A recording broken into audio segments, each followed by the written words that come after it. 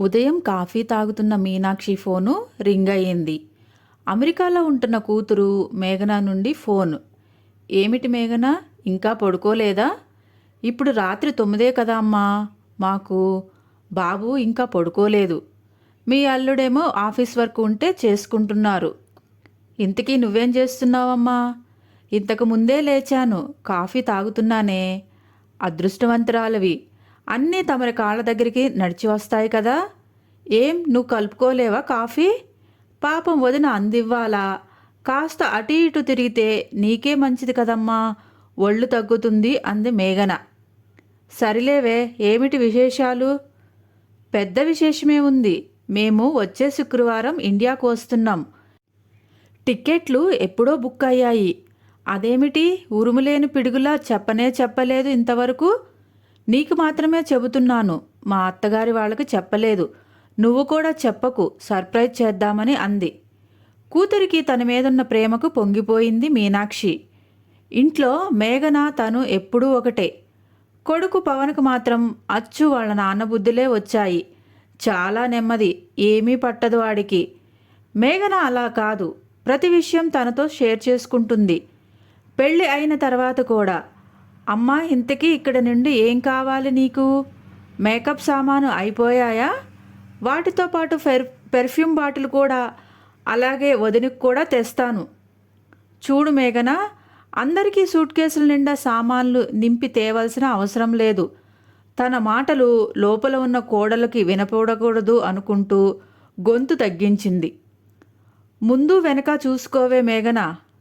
అమ్మా, నీ సోది ఆపు, ఎప్పుడో ఒకసారి వస్తాం. నాకు అందరూ ఒకటే.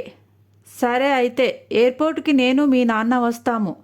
వద్దమ్మా, మేము నేరుగా మా అత్తగారింటికి వెళ్తాము. మీరు ఎవరూ రానవసరం లేదు రిసీవ్ చేసుకోవడానికి అంది. మీనాక్షి ఆశ్చర్యపోయింది. ఒక్క క్షణం చాలా అసహనంగా ఫీల్ అవుతూ, అదేంటి ఎప్పుడూ లేనిది నేరుగా అక్కడికి వెళ్ళడమేమిటి అని అంది. అవునమ్మా, ఇండియాలో ఉన్న ఈయన స్నేహితుడికి ఆల్రెడీ చెప్పేశారు మీ అల్లుడు. అతను తన ఇన్నోవా కారు తెచ్చి మమ్మల్ని నేరుగా మా అత్తగారింటి దగ్గర దింపుతానన్నారు. తను ఇంకా కూతురితో ఏదో మాట్లాడాలని అనుకుంటుంది. ఈ లోపల మేఘన, ఇండియాకు చేరుకున్నాక ఫోన్ చేస్తాను. నాన్నకి అన్నయ్యకి కూడా చెప్పు, మా అత్తగారికి మాత్రం చెప్పకు, బాయ్ అంటూ ఫోన్ పెట్టేసింది మేఘన. కూతురు నేరుగా అత్తారింట్లో దిగటం ఆవిడికి రుచించటం లేదు. మేఘన తన మాట వింటున్నట్లే ఉన్నా ఒక్కోసారి తనకు నచ్చినట్లు చేస్తుంది. ఎవరూ ఒప్పించలేరు దాన్ని అని అనుకుంది మీనాక్షి. అనుకున్నట్లుగానే మేఘన వాళ్ళ ఇండియా చేరుకోవటం, అత్తవారింటికి చేరుకున్నాక తల్లికి క్షేమంగా చేరామని ఫోన్ చేసి, తర్వాత తీరికగా మాట్లాడుతానులేమ్మా, విమానం 4 గంటలు లేటు అవ్వటం మూలాన అలసటగా ఉంది అంటూ ఫోన్ పెట్టేసింది. మీనాక్షికి ఒకటే టెన్షన్ పడుతుంది. ఆవిడికి ఎన్నో సందేహాలు, అనుమానాలు. ఒక చోట నిలవలేకపోతుంది. కూతురు అలా నేరుగా అత్తవారింటికి వెళ్ళటం భరించలేకపోతుంది. మర్నాడు శనివారం ఉదయం వియ్యపురాలు శారద నుండి ఫోన్ వచ్చింది. బాగున్నారా వదినగారు? అబ్బాయి కోడలు మనవడు అమెరికా నుండి వచ్చేశారు. ముందుగా ఏమాత్రం చెప్పకుండా సర్ప్రైజ్ చేశారు. ఎవరికీ చెప్పలేదు అన్నారు. మీకు కూడా తెలియదంట కదా? అవును వదినగారు. మేఘన నిన్న రాత్రి మీ ఇంటికి చేరుకున్నాక ఫోన్ చేసి చెప్పేసరికి ఆశ్చర్యపోయాము అందరం. ఏమిటి ఇంత హఠాత్తుగా వచ్చారు అనుకున్నాం. అవునండి వదినగారు, ఆనందంతో కడుపు నిండిపోయిందనుకోండి. రేపు ఆదివారం పొద్దుటే మా ఇంటికి వచ్చేయండి. రాత్రి దాకా వాళ్లతో సరదాగా గడపవచ్చు. మీ అన్నయ్య గారు కూడా అన్నగారికి ఫోన్ చేసి చెప్తానన్నారు. మీ అబ్బాయి, కోడలు, మనవడు, మనవరాలు కుటుంబ సమేతంగా రావాలని పదే పదే చెప్తూ ఫోన్ పెట్టేసింది శారద. ఏమిటో ఈవిడ అంత ఆనందంతో ఉబ్బి తబ్బిబ్బైపోతుంది. రేపు వస్తూ కూతుర్ని మనవణ్ణి మాతో పాటు తెచ్చుకోను అని మనసులో అనుకోసాగింది. అప్పుడు గాని ఆవిడ మనసు శాంతించలేదు. మర్నాడు ఆదివారం అందరూ కలుసుకున్నాక వియ్యపురాలు గారి ఇల్లు పండగ వాతావరణం అలుముకుంది. కూతురు అందరి సమక్షంలో సూట్ కేసులు తెరిచి తెచ్చిన బహుమతులు పంచిపెడుతుంది. ముందుగా అత్తగారికి మామగారికి ఇస్తూ ఆడబడుచుకు తెచ్చినవి పక్కన పెడుతుంది. మిగతావి అమ్మా నాన్నకి అన్నా వదినికి ఇచ్చింది. ఇదివరకు కూతురు వచ్చినప్పుడు అలా ముందుగా సూట్ కేసులు తనే చొరవగా తెరిపించి తనకు కావాల్సినవన్నీ పక్కన పెట్టేసుకునేది. ఈసారి కూతురు అలా చేయటం ఆమెకు చాలా నామోషిగా అనిపించింది. మాట్లాడలేక మౌనంగా ఉండిపోయింది. భోజనాలయ్యాక అందరూ హాల్లో కూర్చున్నప్పుడు అల్లుడు అవినాష్ మాట్లాడడం మొదలుపెట్టాడు. నేను మీకు చెప్పబోయే విషయం ఆశ్చర్యంగా ఉండవచ్చు. మేము ఇంత సడన్గా ఎందుకు వచ్చామో అని అనుకోవచ్చు. మేము శాశ్వతంగా అమెరికాకి బాయ్ బాయ్ చెప్పేసి వచ్చేశాము. ఆ మాట వినగానే మీనాక్షి నెత్తిన పిడుగు పడినట్లయింది. నమ్మలేక కూతురు వైపు చూసేసరికి మేఘన నవ్వుతూ అవునన్నట్లుగా సంకేతం ఇచ్చింది. ఇప్పటికే 2-3 నెలల నుండి ప్రయత్నం చేస్తున్నాను. ఇక్కడ ఇండియన్ కంపెనీలో పోస్టింగ్ దొరికింది. అసలు ఇండియా వెళ్ళిపోదామని ప్రోత్సహించింది మేఘన. తను చెప్పగానే నేను ప్రయత్నం చేయటం, ఇక్కడే మా కంపెనీలో ఆఫర్ దొరకటం అన్నీ ఒకదాని వెంట మరొకటి ఫాస్ట్గా జరిగిపోయాయి. మా నిర్ణయం మీ అందరికీ ఆనందాన్ని ఇస్తుందని అనుకుంటున్నాను అని అందరి వైపు చూశాడు. వెంటనే అవినాష్ తల్లి శారద గారు, అవినాష్, మీ ఇద్దరికీ ఏది మంచిదో ఏది కాదో తెలుసు. ఒక దశ దాటిన తర్వాత ఎవరి భవిష్యత్ గురించి వాళ్లే నిర్ణయం తీసుకోవాలి. అప్పట్లో యుఎస్లో ఎంఎస్ చదువుతానంటే సరే అన్నాము. నీ ఇష్టానికి కూడా విలువ ఇవ్వాలని. ఆ తర్వాత జాబ్ వచ్చింది. జీవితంలో బాగా స్థిరపడ్డారు. నీ భవిష్యత్తును శాసించే అధికారం ఎవ్వరికీ లేదు. నీ నిర్ణయం సరైనదే అని నువ్వు భావిస్తే చాలు అని ఆవిడ సమాధానం ఇచ్చారు. తర్వాత అత్తగారు మామగారు వైపు చూస్తూ మీరు మామయ్య గారు అనగానే మంచి నిర్ణయం అని మామగారు అన్నారు. పవన్ మాధవి గుడ్ డెసిషన్ అంటూ వారిని అభినందించారు. ఏమీ మాట్లాడనది ఒక్క మీనాక్షి. ఆవిడ ముఖం నల్లగా మాడిపోయింది. పెదాలు బిగించుకుని కూర్చుండిపోయింది. మౌనంగా అక్కడ నుండి వీడ్కోలు తీసుకునే ముందు కూతురు తమతో వస్తుందని చూసింది మీనాక్షి. ఈలోగా అవినాష్, అత్తయ్య గారు, రేపు మా చెల్లి శైలజ విజయవాడ నుంచి వస్తుంది మమ్మల్ని చూడడానికి. 2-3 రోజులు ఉంటుందట. అది వెళ్ళగానే నేను మేఘన వినయ్ కలిసి మీ ఇంటికి వస్తాము. అవునమ్మా, ఇప్పుడు 2-3 రోజులు ఉంటాము అని చెప్పేసరికి మీనాక్షి గొంతు ఎండిపోయింది. 3 రోజుల తర్వాత అవినాష్ మేఘన వచ్చారు. అల్లుడు కాసేపు కూర్చుని మేఘనాని వినయ్ని అత్తవారింట్లో దింపి వెళ్ళిపోయాడు.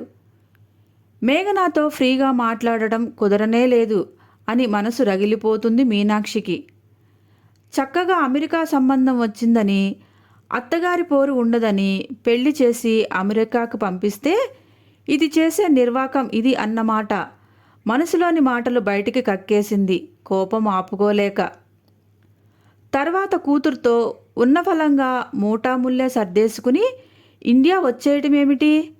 అందరూ అమెరికా వెళ్ళిపోతుంటే ఇక్కడ ఏదో స్వర్గం ఉందనుకుంటా ఊరి బాట పడుతూ వచ్చేసి పైగా మా నిర్ణయం సరైనదేనా అంటూ ఆ ప్రగల్భాలు ఏమిటి? అవినాష్ ఇండియా వెళ్ళిపోదాం అనగానే గంగిగోవులా తల ఊపటమేనా? వద్దని చెప్పేది లేదా నువ్వు అని ఆవేశంతో కూతుర్ని ప్రశ్నించింది మీనాక్షి. అమ్మా, నేను చెప్పేది వింటావా? ఏమిటి చెప్పేది? ఇక్కడ నీ ముసలి అత్తామామలకు వెట్టి చాకరీ చేస్తూ పడి ఉంటావా? అవినాష్ చాలా తెలివిగా నిన్ను మభ్యపెట్టాడు అనిపిస్తుంది. పైగా నీ ప్రోత్సాహమే అంటూ నీ మీదనే వేసి తను తప్పుకుంటున్నాడు. నన్ను ఎవరూ మభ్యపెట్టలేదమ్మా. నేనే వెళ్ళిపోదామని అవినాష్ని ఒప్పించేసరికి తల ప్రాణం తోకకు వచ్చింది. అయినా అమ్మ, ముసలి అత్తామామలు అంటున్నావు, మీరు ముసలివాళ్ళు కాదా? వదిన కూడా మిమ్మల్ని చూస్తే అలాగే అనుకుంటుందేమో అని ఎప్పుడైనా ఆలోచించావా? నేను గమనిస్తేనే ఉన్నాను. వదిన జాబ్ చేస్తూ కూడా ఇంట్లో పని అంతా తనే చేస్తుంది. నువ్వు వదినను కనీసం సహాయం కూడా చేయవు. కానీ వదిన నీకు అన్నీ చేయాలి. అది ఆమె బాధ్యత అనుకుంటావు. నేను మాత్రం అత్తామామలకు చేయకూడదా? ఇదేం సిద్ధాంతం? మా అత్తగారు ఎంత కష్టజీవో ఈ మధ్య మా వారు చెబుతుండగా విని ఆశ్చర్యపోయాను. నీకేమి, నువ్వు హాయిగా ఇంటి పట్టునే ఉంటూ నాన్నగారు సంపాదించి తెచ్చేవారు. కష్టమంటే ఏమిటో నీకు తెలీదు. అన్నీ నాన్నగారే చూసుకున్నారు. కానీ మా అత్తగారు తన 20వ ఏటనే జాబ్లో చేరారు. 40 సంవత్సరాలు ఉద్యోగం చేశారంట. ఉదయం 4 గంటలకే లేచి అన్ని పనులు చేసుకుని 7:30కి ఫ్యాక్టరీకి వెళితే సాయంత్రం 5:30కు వచ్చేవారట. మామగారు ఆఫీస్ పని మీద నెలకు 15 రోజులు బయటే ఉండేవారట. పిల్లల చదువులు బాధ్యతలు అంతా మా అత్తగారిదేనట. పైగా నెలకోసారి స్కూల్ టీచర్ని కలిసి వారి ప్రోగ్రెస్ ఎలా ఉండేదే తెలుసుకుంటూ ఏ సబ్జెక్ట్లో వీక్ ఉన్నారో తెలుసుకుని దగ్గర కూర్చోబెట్టుకుని చదివించేది. నువ్వు ఎప్పుడైనా మా గురించి అంత శ్రద్ధ తీసుకున్నావా? ఎప్పుడు మీ అక్క చెల్లెలు మీ అన్నయ్య ఇంట్లో ఫంక్షన్ అంటూ మమ్మల్ని ఇంట్లో వదిలేసిన రోజులు చాలా ఉన్నాయి. నాన్నగారే మాకు అన్నీ చేసి పెట్టారు. ఒకరోజు పని మనిషి రాకపోయినా వదిన పని మనిషి స్థానాన్ని తీసుకున్నా కూడా నేను అమెరికాలో ఉన్నప్పుడు నువ్వు నాకు ఫోన్ చేసి చెప్పేదానివి. చిన్న జలుబు చేసినా ముక్కుతూ మూలుగుతూ చెప్తావు. చివరికి చిన్న చీమ కుట్టినా చెప్పేస్తావు. చీమ కుడితే ఎప్పుడు చెప్పానే అంది తల్లి. ఓసి పిచ్చిదానా, నిజంగా చీమ అంటే చీమ అని కాదు, చిన్న చిన్న విషయాలు కూడా ఓర్చుకోలేక చెప్పేస్తావని. కానీ మా అత్తగారు కానీ మామగారు కానీ ఏనాడు వారి సమస్యలు మాకు చెప్పలేదు. ఈ మధ్య విపరీతమైన కీళ్ళ నొప్పులతో మా అత్తగారు లేవలేకపోయారట. అప్పుడే పని మనిషి కూడా రాలేదు. పాపం మామయ్య గారే అన్నీ చేసి పెట్టారు. ఆయనకు కూడా బీపీ షుగర్ ఉంది కదా. మీ ఆడబడుచును పిలిపించుకోవచ్చు కదా. అమ్మ శైలజకు కూడా అత్తగారు మామగారు ఉన్నారు. ఉమ్మడి కుటుంబం వాళ్ళది. తను ఇక్కడికి వచ్చి ఎన్నాళ్ళు చేయగలదు? తనకు 2 స్కూల్కి వెళ్ళే చిన్నపిల్లలు ఉన్నారు. వాళ్ళను వదిలేసి ఎలా వస్తుంది? సరిగ్గా ఆ సమయంలోనే మా వారు అనుకోకుండా అత్తయ్య గారికి ఫోన్ చేస్తే తన మాటలు నీరసంగా అనిపించి, ఏమిటమ్మా ఆరోగ్యం బాగాలేదా, గొంతు నీరసంగా ఉంది అని పదే పదే అడిగితే అప్పుడు చెప్పారు. మేమిద్దరం ఎంత బాధపడ్డామో తెలుసా? ఇదంతా విన్నాక నాకే అనిపించింది వాళ్ళను అక్కడ వదిలేసి ఇక్కడ మేము ఉండిపోవటం సబబు కాదని. ఈ వయసులో వారికి ఆసరా ఉండాలని వచ్చేశాం అంది మేఘన. సంసారం అన్నాక సమస్యలు రాకుండా ఉంటాయా? అందరూ మీలాగా పరిగెత్తుకుంటూ వచ్చేస్తున్నారా? నా కూతురు అమెరికాలో ఉంటుందని గొప్పగా చెప్పుకున్నాను. అలాంటి చక్కటి అదృష్టాన్ని జార విడుచుకున్నావు కదే. మీ అత్తగారికి మామగారికి బండ చాకరీ చేస్తూ పడి ఉండు, నాకేంటి అని నిష్ఠూరంగా మాట్లాడుతూనే ఉంది మీనాక్షి. అమ్మా, నీ సంస్కారం ఇంతేనా? నీకు సాగుతున్నది కాబట్టి అలా మాట్లాడుతున్నావు. వదిన నీకు చాకరీ చేయటం లేదా? నువ్వు తాగేసిన కాఫీ కప్పు కూడా వదినే తీసుకువెళ్ళాలి. వదిన నీకు సహకరించకపోతే అప్పుడు కూడా నువ్వు ఇలానే మాట్లాడతావా? అన్నయ్య పై చదువుల కోసం అమెరికా వెళ్ళను, ఇక్కడే ఉంటాను అంటే నువ్వు ఏమీ మాట్లాడలేదు. అప్పుడు అన్నయ్యను పట్టుబట్టి మరి ఎందుకు పంపలేదు? ఇక్కడే ఉండటం నీకు సబబు అనిపించింది. పట్టుబట్టి నాకు అమెరికా సంబంధం చేశావు. అయినా ఇప్పుడు మా భవిష్యత్తుకు వచ్చిన లోటు ఏమిటి? మేము ఇన్నాళ్ళు సంపాదించుకుంది ఉంది కదా. అవినాష్కి ఉద్యోగం ఉంది, మా మామగారు కట్టించిన ఇల్లు ఉంది. ఇంకా ఇంతకన్నా మాకేం కావాలమ్మా? ఎన్నైనా చెప్పు మేఘన, మీరు చేసిన పనిని హర్షించలేకపోతున్నాను. మీరు నిర్ణయం తీసుకునే ముందు ఒక మాట నాకు చెప్పి ఉండాల్సింది. మేము చేసిన మంచి పని ఏదైనా ఉంది అంటే ముందు నీకు చెప్పకపోవటమే. నువ్వు ఎంత రాద్ధాంతం చేస్తావో నాకు తెలీదా? అమెరికాలో నా ఫ్రెండ్ రాధిక అంటూ ఉంటే ఏమీ అర్థం కాలేదు నాకు. నిన్ను ఇప్పుడు చూస్తుంటే నిజమే అనిపిస్తుంది. ఏమిటే నిజం? నువ్వు నీ అర్థం లేని మాటలు. అమెరికా నుండి పరిగెత్తుకుంటూ వచ్చేసి కూడా ఇంకా ఏం మాట్లాడుతున్నావు అంది మీనాక్షి. ఈ మధ్య రాధిక ఇండియాలో ఆడపిల్లల పెళ్ళిళ్ళు విఫలం అవ్వడానికి, వాళ్ళ సంసారంలో కలతలు రావడానికి ముఖ్య కారకులు చాలా వరకు ఆడపిల్లల తల్లిదండ్రులే అంట. అదెలా అంటూ వాదించాను. ఇప్పుడు ప్రత్యక్షంగా నిన్ను చూస్తుంటే నా ఫ్రెండ్ అన్నది 100% నిజమని అర్థమైంది. అమ్మాయి అత్తమామలతో కలిసి ఉండకూడదు, వాళ్ళకి దూరంగా స్వేచ్ఛగా ఉండాలని అనుకుంటారు.